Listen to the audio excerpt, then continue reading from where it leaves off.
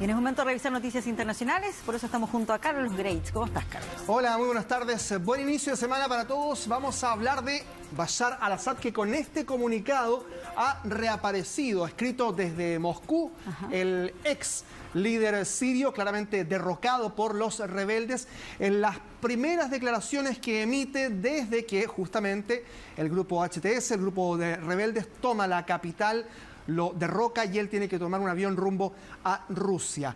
Él lo que dice en este mensaje que escrito y publicado en el Telegram de la anterior administración siria, dice que escapó de ese país solo después de la caída de Damasco. O sea que cuando los rebeldes entran a la capital, él todavía estaba allí. Es lo que dice Bashar al-Assad.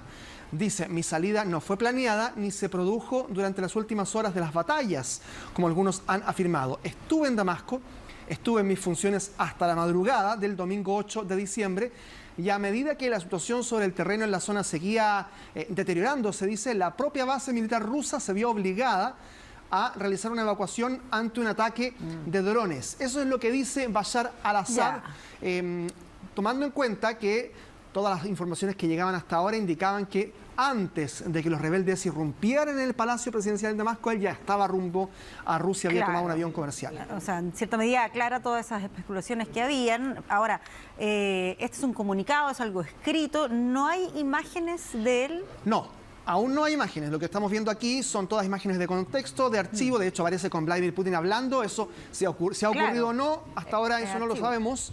Pero esta es una imagen de algún encuentro anterior, porque ustedes recordarán, Rusia fue un gran aliado de Bashar al-Assad por muchos años, hasta que, preocupado del frente en Ucrania, le resta apoyo militar al menos, y eso perjudica al ejército sirio que estaba luchando contra los rebeldes, y se genera entonces esta arremetida que comenzó a fines de noviembre y termina el 8 de diciembre con la llegada a Damasco. Dice que nadie le ofreció o le dio una propuesta para que él dimitiera, que él no renunció de motu propio ni tampoco con algún tipo de obligación. Es lo que dice en un texto que está en árabe, pero luego también traducido al inglés. Solo queríamos seguir luchando contra la embestida terrorista. Llama siempre terroristas a los rebeldes, y por eso dice que cuando el Estado cae en manos de terroristas, cualquier cargo pierde sentido, diciendo eventualmente que es absolutamente ilegítimo hoy el gobierno en manos de estas fuerzas rebeldes y que han nombrado ya un primer ministro.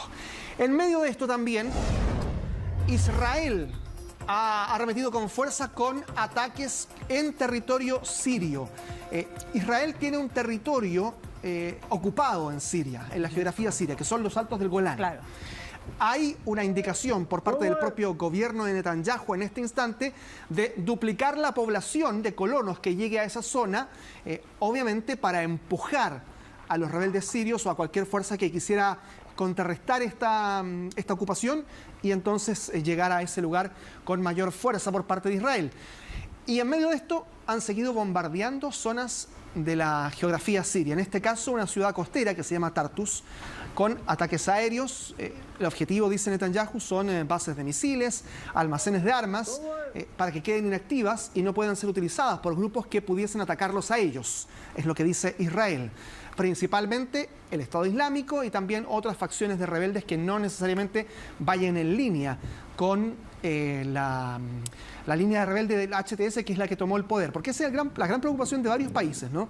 Que los rebeldes puedan disgregarse de tal manera que después se genere una suerte de gobierno con ciertos respaldos que se vayan quitando y con algún tipo de disidencia cada vez más fuerte. Esas disidencias que generan también ahí algún tipo de anarquía. Todo eso es el argumento que utiliza Israel también para bombardear estas zonas de Siria, cerca incluso de la capital en Damasco.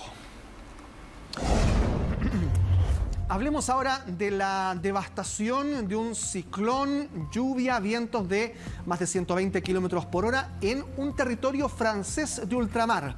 Un grupo de islas que está entre Madagascar y el continente africano. Para que se hagan una idea, en el sur del Océano Índico. Ahí está el mapa, esa isla grande que se ve es Madagascar. A la izquierda de la pantalla estaba África y ahí en medio el ciclón Chido, así se llama, y que ha arrasado con todo en una isla, la más grande de este archipiélago, Y ha dicho la autoridad francesa, en este caso un ministro del Interior, Bruno Retailleau, que ha dicho que harán falta días y días hasta poder hacer un balance de las víctimas. Y lo más complicado en una isla es que, claro, cualquier proceso de evacuación es difícil. ¿Hacia dónde escapas?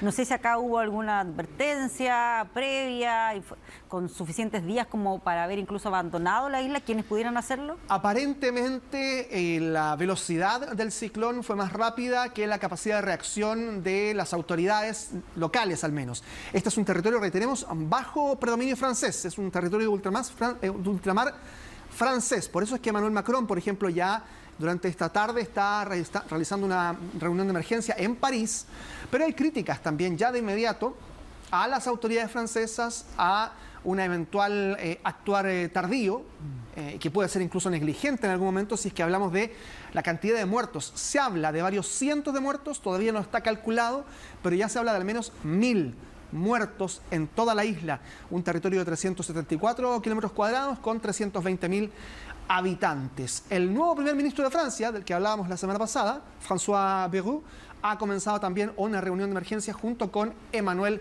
Macron, célula de crisis en París. Pero en la isla no hay agua potable, no hay electricidad, no hay red de telecomunicaciones, el aeropuerto está cerrado para los vuelos comerciales, las carreteras están cortadas. ¿Cómo ayudar a las miles de personas allí? Es en este instante la gran incógnita. Están desde Francia llevando varios aviones con carga, haciendo un puente aéreo desde París hasta esa isla, pero por ahora la ayuda sigue siendo muy poca en medio de, ustedes ven, la devastación total. Hay algunas también preocupaciones en torno a las enfermedades sanitarias, el cólera, el colapso de los sistemas de alcantarillado. Es una explosión absolutamente desastrosa. Y en Brasil, el presidente Lula da Silva ha sido dado de alta después de 2 cirugías de emergencia. Estuvo 6 días internado con algunas operaciones que buscaban aliviar y prevenir más hemorragias en el cráneo, que era aquello que se le detectó inicialmente. Ahí está la imagen cuando abandona el hospital sirio-libanés de Sao Paulo y de inmediato se suma a una conferencia de prensa de los doctores, dando a entender que está en perfectas condiciones para seguir gobernando. Claro, que era una, o sea, las eventuales secuelas era una de las dudas, pero eso se fue descartando, al menos en las comunicaciones desde el primer momento, y se le pudo detectar oportunamente esa hemorragia e intervenirlo. Exactamente, además por la edad que tiene, 79 años, no deja de ser un paciente delicado ante una operación de este tipo, ¿no? Tratándose de una operación intracraneal. ¿Vuelve a las actividades inmediatamente? Sí, aparentemente todo esto tiene que ver con una rápida llegada al poder, al Palacio de Planalto, y va a desplazarse hacia Brasilia. Dice que tiene que mantener la calma durante más o menos 60 días, pero puede volver a trabajar, es lo que ha dicho. El sombrero eventualmente no sabemos si tenía que ver con ocultar la herida o no, digamos la herida, el corte, pero no lo habíamos visto con claro, sombrero, era algo que llamó la atención. Sí. Reivindico el derecho a vivir 120 años, dice Lula da Silva. Para todos aquellos que son sus seguidores, seguramente esta es una frase que les da mucho ánimo. Para sus detractores, obviamente, tendrá que ver allí, pero todo tiene que ver con la salud, ¿no?, de Lula da Silva, que era lo que más les preocupaba. Además de una agenda muy ocupada que había tenido Lula hasta antes de esta caída que tuvo y luego también de las cirugías. Restringidas las actividades físicas, dice, pero no aquellas que tienen que ver con el regresar a Brasilia y estar en el Palacio de Planalto, al menos con algún tipo de movimiento restringido, pero actividades presidenciales como tal, de vuelta.